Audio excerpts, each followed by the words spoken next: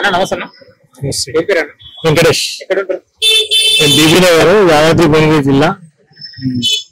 చెప్పండి, ఇక తెలంగాణలో దాదాపు కాంగ్రెస్ ప్రభుత్వం ఏర్పడి దాదాపు సంవత్సరంన్నర గడుస్తుంది.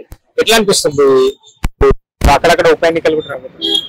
అంటే కొద్దిగా పర్లేదు, గత ప్రభుత్వం కన్నా ఈ ప్రభుత్వం కొద్దిగా పర్లేదు. కాకపోతే ఏంటంటే జాబ్ నోటిఫికేషన్స్ అంటే అంత ఈజీ కాదు. జాబ్ నోటిఫికేషన్ అంటే జాబ్ కరెంట్ అయితే అయిపోయింది, ఇంకా జాబ్స్ ఇస్తే బాగుంటది. అసలు వాస్తవానికి జాబ్స్ ఇంకా నోటిఫికేషన్ ఇస్తామని చెప్తారు, త్వరలో అంటారు, దాన్ని నిర్లక్ష్యం చేస్తున్నారు కాంగ్రెస్ గవర్నమెంట్. కొద్దిగా ఆలోచించి జాబ్స్ చేస్తే బాగుంటుందని నా ఆలోచన. 6 గ్యారెంటీల విషయాలు ఏం చెప్తారు? 6 గ్యారెంటీలు అమలవుతున్నా అని అనుకుంటున్నా, 7.5 గడుస్తుంది. 6 గ్యారెంటీలు అంటే అందులో ఒకటి మహాలక్ష్మి పథకం ఉంది, 2005లో అయితే అయితలేదు. ఇంకా బస్ ఫ్రీ ఒకటి, సన్న బియ్యం పథకం ఒకటి, ఇందిరమ్మ ఇల్లు ఒకటి అయితే అవుతున్నాయి. అది బాగా అందరికి. కళ్యాణ లక్ష్మి ఏంటంటే తులం బంగారం అంటే అది అంత ఈజీ కాదు కదా, ఎందుకంటే కాంగ్రెస్ ప్రభుత్వం దగ్గర ఉన్న బడ్జెట్ ను చాలా తక్కువ ఉన్నది కాబట్టి వాళ్ళు ఇవ్వలేకుండా ఉన్నట్టు. అయితే పాత కళ్యాణ లక్ష్మి అయితే అమలు చేస్తున్నారు, అక్కడక్కడ చెట్లు గిట్లు ఇస్తున్నట్టు తెలుస్తున్నది. ప్రభుత్వం విషయానికి వచ్చే వాళ్ళ పార్టీ వాళ్ళే కొంతమంది రేవంత్ రెడ్డి గారిని కావండి ప్రభుత్వాన్ని కానీ కొంత వ్యతిరేకిస్తున్నారు కదా కొన్ని విషయాలలో. ఎట్లా చూడొచ్చు? ఇప్పుడు రాజగోపాల్ రెడ్డి కూడా కోమటిరెడ్డి వెంకటరెడ్డి ఆయన పార్టీ మారే అవకాశాలు కూడా ఉన్నాయని కనిపిస్తుంది. అతను ఏంటంటే చాలా సీనియర్, నేను బాగా గొప్ప చేసిన. ఆయనకు ఒకటి ఏంటంటే భువనగిరి ఎంపీ మంత్రి లేదు, భువనగిరి ఎంపీ అది కిరణ్ కుమార్ రెడ్డికి ఇస్తామని చెప్పేసి మంత్రి పదవిలో చోటు కల్పిస్తామని చెప్పేసారు. అయితే చోటు కల్పించుకోవడానికి కారణం ఏంటంటే కొన్ని సామాజిక కులాలను తీసుకొచ్చి వాళ్ళకు ఇవ్వడం వల్ల అతనికి రాలేదేమని నేను అనుకుంటున్నాను. రాజగోపాల్ రెడ్డి గారు విషయాలలో వ్యతిరేకిస్తున్న కొన్ని విషయాలలో వ్యతిరేకిస్తున్న పార్టీ మారే అవకాశం ఉందని కూడా కనిపిస్తుంది అంటున్నాడు. కరెక్టే గానీ అది ఎంతవరకు అది నిజమైతే తెలియదు. కానీ మంచి క్యాండిడేట్, మంచి ఎమ్మెల్యే, బాగా చేస్తాడు రాజగోపాల్ రెడ్డి గారు. ఆయన కాన్స్టిట్యూషన్ లో బాగా మంచి పనులు చేస్తున్నాడు. మంత్రి అయితే అయితే ఇంకా బాగా చేస్తుందేమో అని ఆలోచన.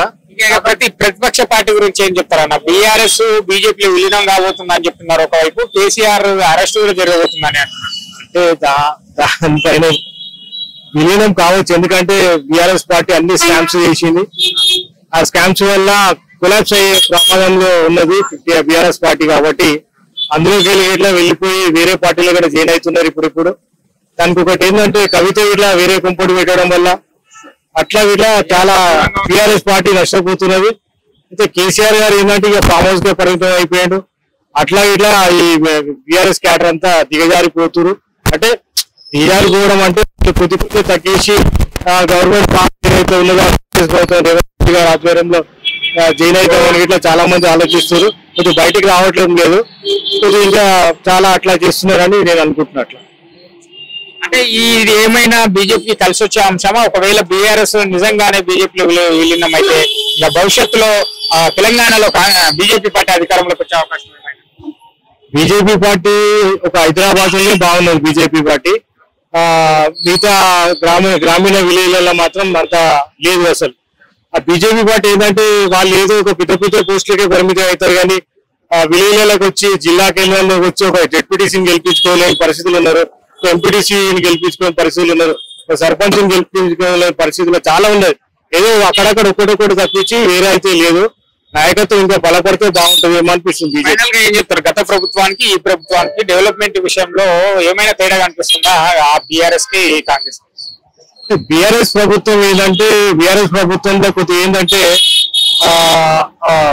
ప్రభుత్వ స్థలాలు కానీ ప్రైవేట్ వ్యక్తుల స్థలాలు కానీ విధ్వంసం జరిగింది. స్థలాలు భూముల విషయంలో అదైతే విధ్వంసం జరిగింది. కొన్ని కట్టడాలు అయితే కేసీఆర్ గారు బాగానే చేశారు. దానికన్నా అది ఆ ప్రభుత్వం కన్నా కొద్దిగా ఇప్పుడు ఏంటంటే ఈ ఫ్రీ బస్ అవి వాడడం వల్ల దీనికి ఆకర్షితులైపోయి రేవంత్ రెడ్డి గారిని ప్రభుత్వం నడవడానికి ప్రయత్నం చేశారు. అట్లా